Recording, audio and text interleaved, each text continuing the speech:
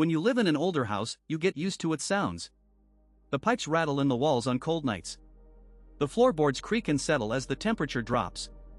The wind finds gaps in the roof and howls through them like a breath through a hollow bone. You learn to assign a logical explanation to every sound.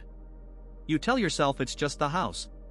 But some sounds have absolutely no logical explanation, no matter how hard you try to find one. A young family moved into a large older colonial house in a quiet suburb. The previous owners had lived there for 40 years and had left several large cardboard boxes of accumulated junk in the unfinished attic above the second floor.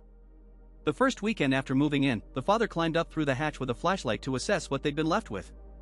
The boxes were filled with what appeared to be the discarded contents of a child's bedroom from the 1980s old action figures, a broken Viewmaster, faded board games in torn boxes, and an assortment of small, battery-powered toys with brittle, yellowed plastic.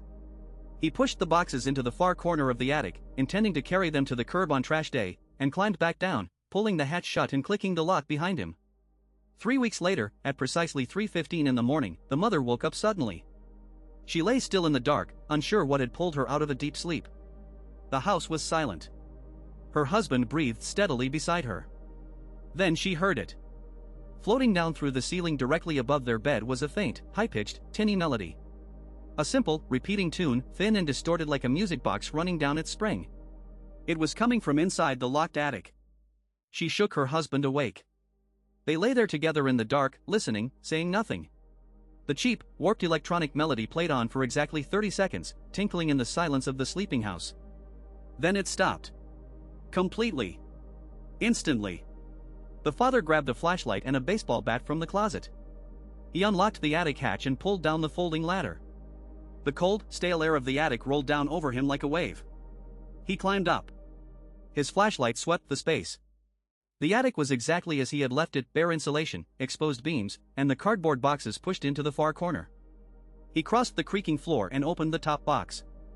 Inside, nestled among the other forgotten toys, was a small, pink plastic carousel, the kind that plays a lullaby when you press a button on the base. He picked it up. He pressed the button. Nothing. Silence. The toy was completely, utterly dead.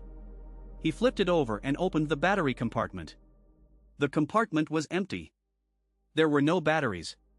The metal contact springs inside were thick with dark rust, as if they hadn't touched a battery in 15 or 20 years. He sat alone in the cold attic for a long moment, staring at the powerless toy in his hand. So what had played the music? Skeptics offer two explanations. One is, capacitor discharge. Old electronic components can store a tiny residual electrical charge for years and spontaneously release it when the humidity shifts. The other is auditory pareidolia. A half-asleep brain, primed for pattern recognition, can turn the sound of wind through a vent into something that resembles a familiar melody. But for the father, crouching in a cold attic at 3 a.m. holding a toy with no batteries, neither explanation felt right. The music had been too clear. Too deliberate. Too much like a lullaby. He didn't go back to sleep that night. He carried all the boxes downstairs and left them at the curb in the dark. Then he went back up, padlocked the attic hatch, and put the key in his car. Sometimes it is better not to understand how the music started. It is only important that it never, ever plays again. Subscribe to Echoes in the Dark, new mysteries unsealed every week.